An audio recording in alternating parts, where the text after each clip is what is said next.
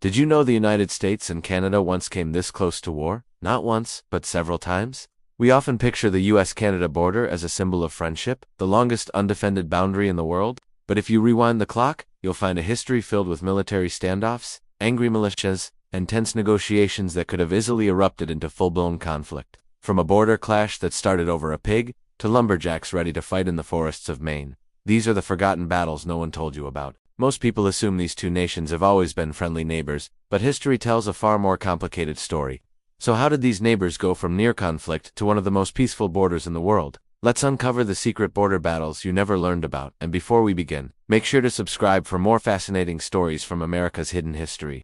The story of the US-Canada border is deeply rooted in the aftermath of the American Revolution and the complex relationship between the newly formed United States and the powerful British Empire, which still controlled the lands to the north. While we think of these as conflicts with Canada, it's crucial to remember that during this period, Canada was a collection of British colonies, not an independent nation. The first major chapter in this saga of border tension was the War of 1812. This conflict was not just about maritime rights or British impressment of American sailors. It was a fierce struggle for control of North America itself. American leaders, believing they could easily seize Canadian territories, launched invasions along the shared frontier. Major military campaigns unfolded across what would become the heartland of both nations. Battles raged near Detroit, where American forces suffered a humiliating early surrender. The Niagara frontier became a brutal theater of war, with both sides trading blows in battles like Lundy's Lane, one of the deadliest engagements of the conflict. Control of the Great Lakes was paramount, leading to pivotal naval battles on Lake Erie and Lake Ontario that determined the flow of troops and supplies. While often framed as a US versus Britain war, these clashes were fought on Canadian soil by a mix of British regulars, Canadian militias, and their indigenous allies, all defending their land from American expansionism. The war ended in a stalemate with the Treaty of Ghent in 1814, which restored the pre-war boundaries. Nothing was gained, but a powerful lesson was learned. The border between the US and British North America would not be redrawn by force. This conflict solidified a sense of identity for Canadians and set the stage for a new era of diplomacy, albeit one still filled with suspicion and unresolved disputes. One of the most peculiar of these post-war disputes was the Aroostook War of 1838 to 1839, a conflict that thankfully earned the nickname the Bloodless War. The source of the trouble was the vaguely defined border between the state of Maine and the British colony of New Brunswick. Both American and Canadian lumberjacks coveted the region's rich timberlands, and with no clear boundary line, tensions simmered for years. The situation finally boiled over when Maine officials tried to expel New Brunswick lumbermen from the disputed Aroostook River Valley. In response, New Brunswick authorities arrested the American land agent who led the expedition. Outrage swept through Maine. The state legislature authorized the raising of a 10,000-man militia and allocated funds for a military campaign. Newspapers on both sides of the border fanned the flames with patriotic fervor, and for a moment, it seemed a real war was imminent. The U.S. Congress, not to be outdone, authorized a 50,000-man force and a $10 million budget to support Maine if hostilities broke out. However, despite the dramatic posturing and the mobilization of militias who marched into the frozen, snowy forests, the war consisted more of threats, arrests, and tense encounters than actual combat. Forts were built and armed, but no shots were fired in anger between the military forces. Realizing the absurdity of two nations going to war over timber rights, high-level diplomats, including U.S. General Winfield Scott, were sent to de-escalate the crisis. They successfully negotiated a truce, and the boundary was finally and peacefully settled a few years later with the Webster-Ashburton Treaty of 1842. The Aroostook War remains a fascinating historical oddity, a military standoff where diplomacy, not cannons, won the day. Just as tensions cooled in the east, they began to heat up in the west, over the vast and promising Oregon country. This enormous territory, stretching from the Rockies to the Pacific, was jointly occupied by the United States and Great Britain. But by the 1840s, American settlers were pouring in along the Oregon Trail, shifting the balance of power on the ground. American expansionists, driven by the ideology of manifest destiny, began to demand the entire region for the United States. This sentiment was captured in the fiery and unforgettable political slogan of the 1844 presidential election, 5440, or fight. This catchy phrase referred to the line of latitude 5,440 N, the southernmost border of Russian Alaska. Proponents of this all-or-nothing stance were declaring that the U.S. should claim the entire Oregon country, up to the Alaskan border, and were willing to go to war with Britain to get it.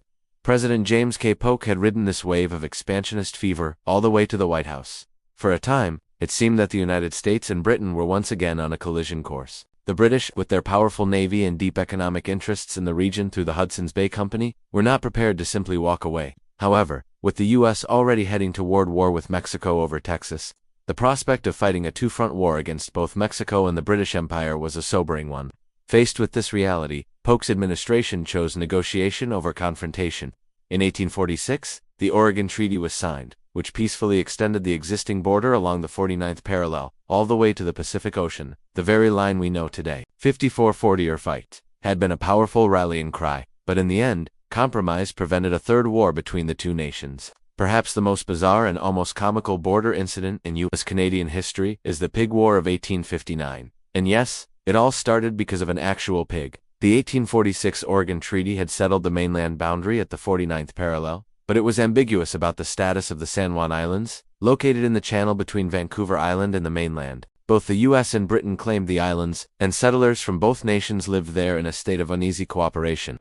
On June 15, 1859, an American farmer named Lyman Cutler found a large black pig, owned by an Irishman from the British Hudson's Bay Company, rooting around in his potato patch. This wasn't the first time.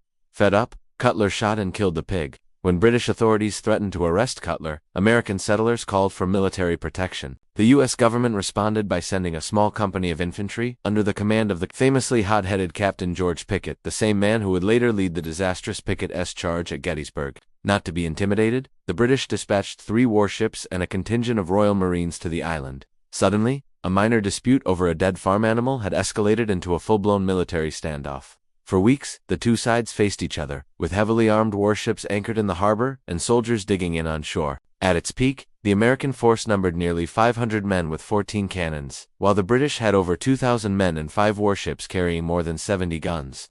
One wrong move could have ignited a war. Thankfully, cooler heads prevailed.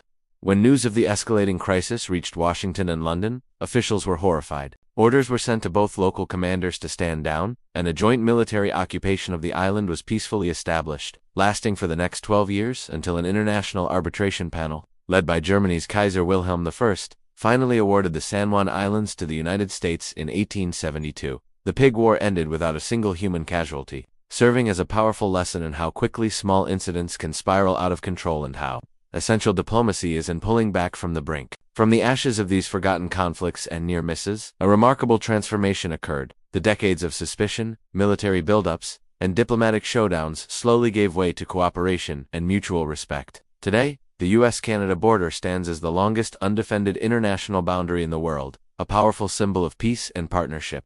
The journey from rivals to the closest of allies is a testament to the power of diplomacy and the shared values that ultimately bound the two nations together. It's a powerful reminder that even the deepest rivalries can evolve into enduring friendships, and that a line on a map can represent connection just as much as it represents division.